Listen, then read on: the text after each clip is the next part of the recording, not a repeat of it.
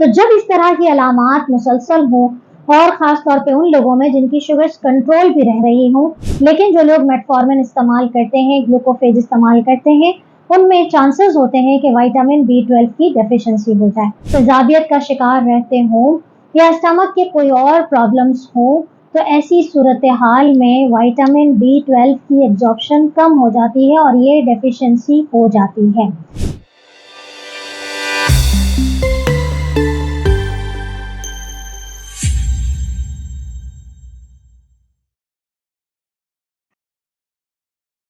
रब इश्रह ली सदरी व यस्सिर ली अमरी वहलुल उक़दतम मिन लिसानी यफ़क़हू क़ौली। अस्सलाम वालेकुम, डॉक्टर सनिया Bashir here, consultant diabetologist and CEO of diabetes टेलीकेयर।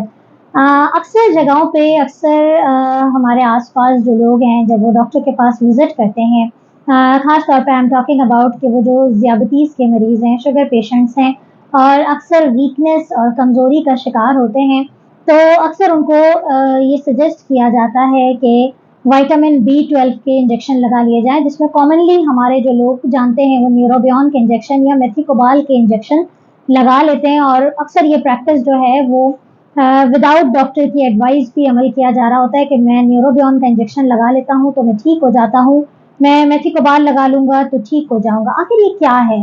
Vitamin B 12 की कमी क्यों होती है और इसके क्या तरीक़ेकार हैं कि इसका इलाज प्रॉपर तरीके से किया जाए इंस्टेड ऑफ कि जब दिल चाहा उसका इंजेक्शन लगा लिया जाए।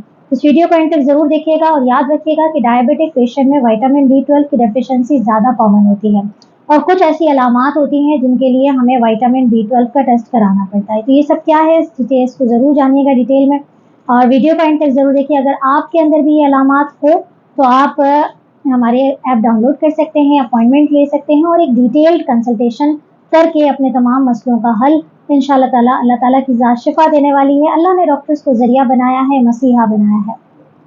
इंशाअल्लाह आप सबको शिफा होगी। दुआ में याद रखें और वीडियो को एंड से।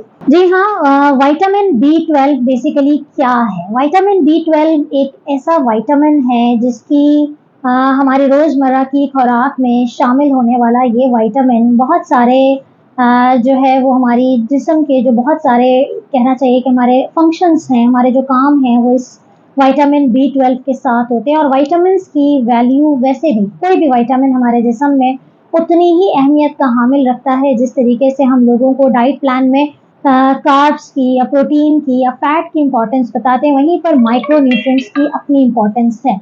विटामिन बी 12 एक वाटर सोल्यूबल विटामिन है और ये हमारे स्टमक से एब्जॉर्ब होता है, यानी कि जब हम ग़िज़ा में उसे शामिल करते हैं तो हमारे स्टमक से वो एब्जॉर्प्शन होती है। यही वजह है कि अगर किसी को मुसलसल एसिडिटी रहती हो, तेजाबियत का शिकार रहते हों या स्टमक के कोई और प्रॉब्लम्स हों, तो ऐसी सूरत हाल में विटामिन बी 12 की एब्जॉर्प्शन कम हो जाती है और ये डेफिशिएंसी हो जाती है।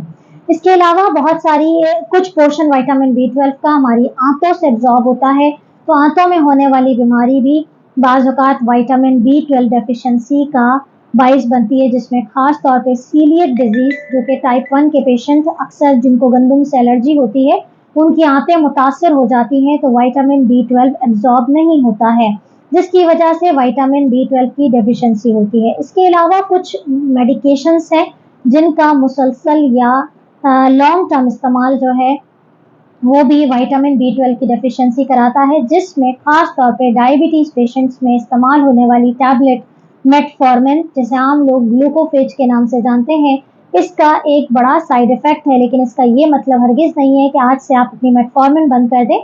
हमेशा बेनिफिट्स और रिस्क को आपस में एक तोला जाता है, एक मीज़ान में रखा जाता है। तो डेफिनेटली डायबिटिक पेशेंट के लिए शुगर कंट्रोल करना ज़्यादा ज़रूरी है, लेकिन जो लोग मेटफॉर्मिन इस्तेमाल करते हैं, ग्लूकोफेज इस्तेमाल करते हैं, उनमें चांसेस होते हैं कि विटामिन बी 12 की डेफिशिएंसी हो जाए। बात करते हैं कि विटामिन बी 12 की डेफिशिएंसी के सिम्पटम्स क्या होते हैं। सिम्पटम्स होते हैं अमूमी तौर पे थकन बहुत ज़्यादा रहना, कमज़ोरी बहुत ज़्यादा होना, हाथ-पाँव का सुन्न हो जाना, हाथ-पाँव में जो है वो ट्रेमर्स आना, कँपकँपाना, कमज़ोरी इतनी ज़्यादा महसूस होना, पाँव में खिंचाव आना, वो तमाम सिम्पटम्स जो कि एक डायबिटीज़ पेशेंट में न्यूरोपैथी के सिम्पटम होते हैं, नसें मुतासर होने के सिम्पटम्स होते हैं, वही चीज़ विटामिन बी 12 की डेफिशिएंसी में भी शामिल हो जाते हैं। इसके अलावा आपके मुंह में मुसलसल छाले का बनना जो है वो भी विटामिन B12 की डेफिशिएंसी, भूख ना लगना। बताने का मकसद ये है कि बहुत सारी अलामात एक दूसरे से मिलती जुलती हैं जो कि डायबिटीज पेशेंट्स ऑलरेडी सफर कर रहे होते हैं।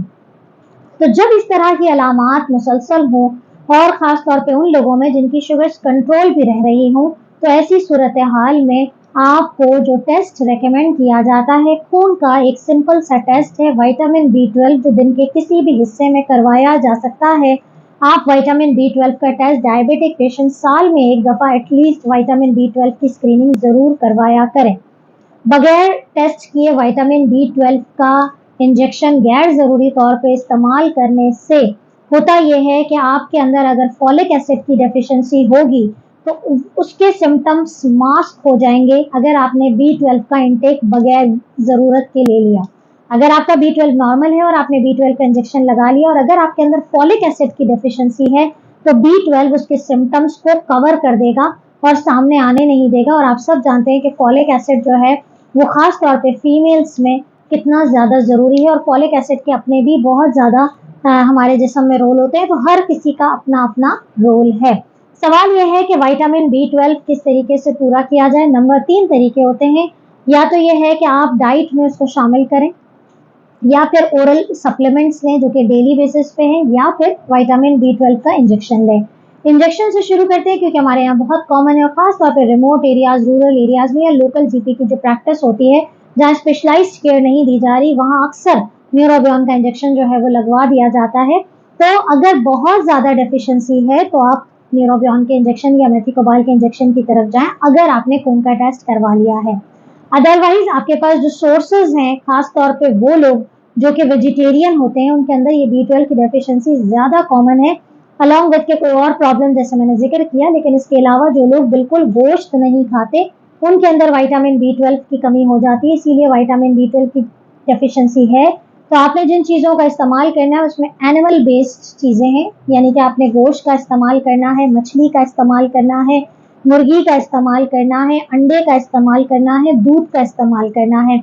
ये 5 चीज़ें अगर आपकी डाइट में शामिल हैं तो आपकी B12 की डेफिशिएंसी कवर हो सकती है। लेकिन अगर एक डायबिटिक पेशेंट है, ओवरवेट है, ओबीस है, कोलेस्ट्रॉल भी ज़्यादा है, तो भला वो चीज़ें कैसे? तो हमेशा याद रखें कि गोश्त मना नहीं है, गोश्त में प्रोटीन है। और अगर आप थिन लीन गोश्त इस्तेमाल करते हैं, दस्ती का गोश्त इस्तेमाल करते हैं या मछली का गोश्त इस्तेमाल करते हैं, तो ऐसी सूरत में कोलेस्ट्रॉल का लेवल आपको ज़्यादा नहीं मिलता, बल्कि मछली से गुड फैट्स मिलते हैं। और रेड जो मीट का अगर आप थिन लीन पोर्शन लेते हैं तो उसमें आपको प्रोटीन ज़्यादा मिलती है। तो ये चीज़ें इस्तेमाल करें। अंडा डायबिटिक और ब्लड प्रेशर के मरीजों को दोनों को अलाउ है। अगर आप दिन में 1 अंडा इस्तेमाल करते हैं और अगर दूसरा अंडा खाना है तो जल्दी रिमूव कर दें। इसी तरीके से मिल्क का इस्तेमाल भी डायबिटिक पेशेंट कर सकते हैं अगर आप लो फैट मिल्क यूज़ करें, जिस तरीके से मैंने अपनी पिछली वीडियोस में सिखाया है कि दूध कैसे इस्तेमाल करना है। योगर्ट का इस्तेमाल करें अगर आप दूध नहीं पीते। अगर आप इन चीज़ों को अपनी ज़िंदगी में शामिल करेंगे तो आपकी B12 की डेफिशिएंसी कवर हो जाएगी। अगर आप टेस्ट भी नहीं करा रहे और आप थकन का शिकार रहते हैं तो फिर आप अपनी ज़िंदगी में इन चीज़ों को भी शामिल अगर नहीं करते हैं तो आप फिर मल्टी विटामिन, जो बी कॉम्प्लेक्स विटामिन्स हम अक्सर डायबिटिक पेशेंट को उन लोगों को देते हैं जो नेचुरल चीज़ों से दूर होते हैं या खाया पिया नहीं जाता, तो ऐसी सूरत हाल में हम जो बी कॉम्प्लेक्स देते हैं उसमें B12 का डेली सप्लीमेंट। लेकिन ज़रूरत इस बात की है कि अगर आपने चीज़ों को डायग्नोज कर लिया तो ऑन द स्पॉट आपकी चीज़ें ट्रीट हो जाती हैं और आपकी ट्रीटमेंट प्रोटोकॉल शुरू हो जाता है।